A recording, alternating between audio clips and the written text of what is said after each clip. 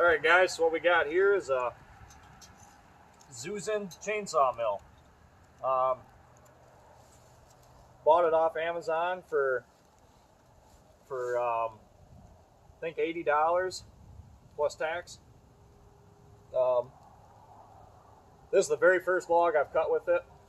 I did 3 slabs, the top, which is essentially useless for anything I'm going to use it for, other than maybe a shelf in the garage. My first thoughts on it, that it seems pretty decent.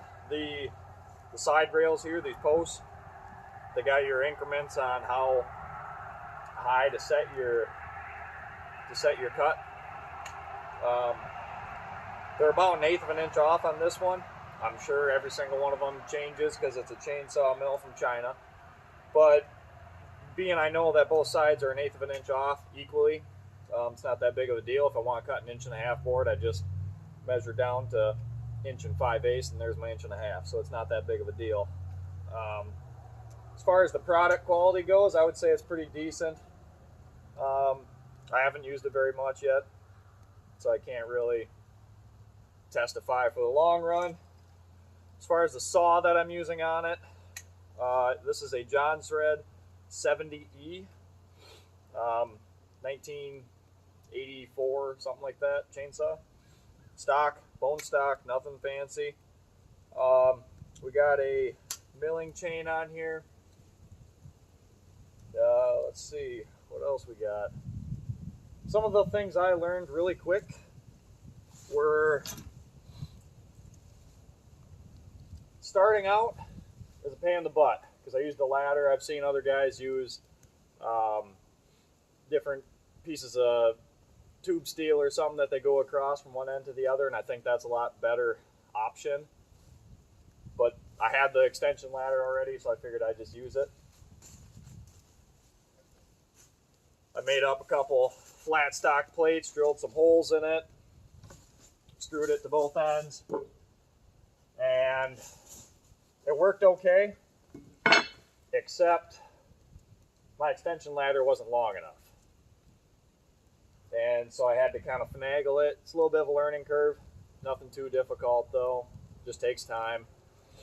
And then one of the other things I found out right away is when you're milling, say you stop right here, you're gonna let the saw cool down or something. Don't pull it back and start sawing from this point again and then push it forward. Get as close to where you stopped to continue sawing, because otherwise you end up with a sawtooth. Your board gets a little jagged. And the other thing is, if you do stop, stick a shim or a wedge right behind your saw there. That kind of helps keep it from pinching in there, and then it helps keep it from getting that sawtooth cut in your board. I didn't really care for the aluminum ladder because aluminum flex is really bad, and so I did stick a board in the middle to try to support it a little bit. And one thing I did notice when I was cutting is if you do push down on the saw, it will rise up on this end. So try to keep this, try to keep it as flat and steady as you can. And I actually lifted up on the saw itself a touch just to relieve some of the weight so it didn't want to rock back. But for the most part, I guess I think it's pretty cool. I just bought it for fun more than anything. I'll build some shelves for the garage or maybe a little cabinet or something for the house. Nothing too crazy.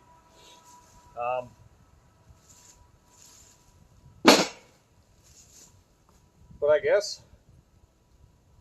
I can show you some of these boards here, and we'll try cutting a little bit for you. But here's what I'm talking about, guys, when I say it's sawtoothing. Obviously, I stopped here at some point, pulled it back or something. Right there. And then you can see another spot right there. Now, if you look at this, I learned pretty quick on how to try to make it better. Spilled some gas on there, which is unfortunate. But, this turned out pretty good after you kind of learn a few things.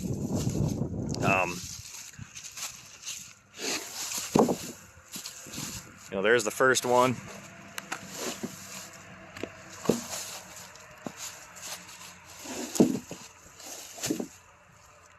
So there's what we got so far.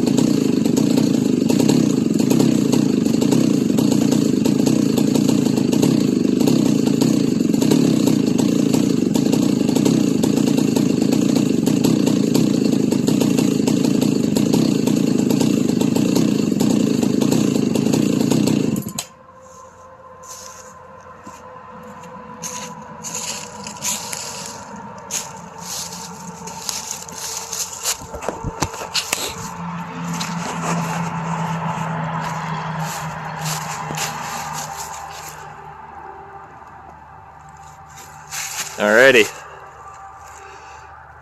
So that's what we got. All these good chips.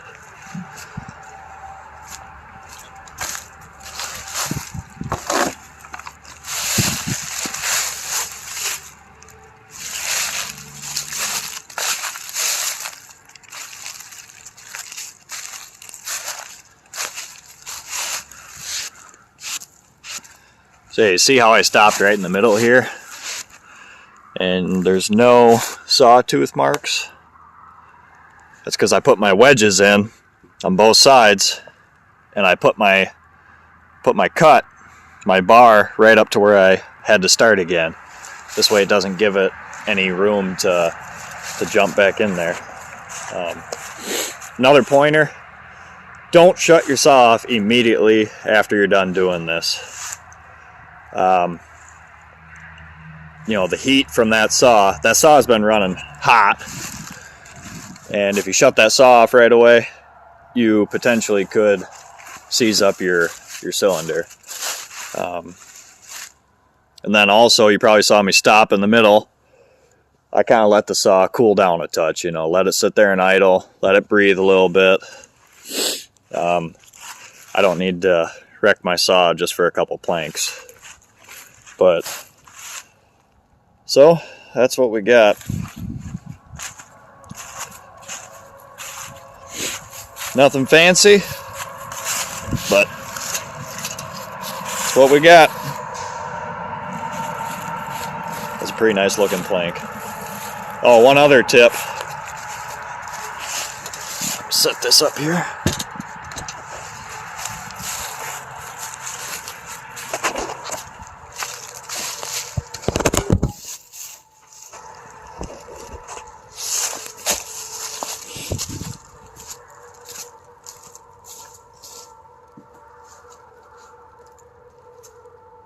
Guys, another tip that I found out, I just observed this from watching other people's chainsaw milling videos. You probably saw me pushing nice and steady, nice and straight. Doesn't matter. I found out I cut them at an angle. I cut them about like this, going with the angle. It doesn't matter if you have it angled like this, have it straight, leaning back. Doesn't really make a difference that I found so far. Just push it steady. Just make sure you're steady. I've seen other guys in videos where they take their saw and they're going like this the whole way through it. And then it seems like you end up with a lot more saw marks, and it doesn't look as nice. I understand this is rough sawn lumber, but if you can save yourself an extra step, so you don't have to plane it as much, you don't have to sand it, etc., etc. You know, so it takes you an extra, I don't know, minute, 5 minutes, whatever. Doesn't matter. But it'll save you some time in the long run, I bet you. Unless, of course, you're just going to slap them up in the garage just as they are. But even so, this looks a lot nicer than having a bunch of saw marks all the way down it. So it's fairly smooth. Honestly, if you ran over it with some 60 grit sandpaper, you know, if you ran over it for probably a couple minutes, it'd probably look super, super nice for the garage. Overall, I would say that the Zozen chainsaw mill is okay so far. No real complaints yet. I guess for the money, it's not too bad of a buy. I guess I'm happy with it so far. But, alright, well, thanks for watching, guys.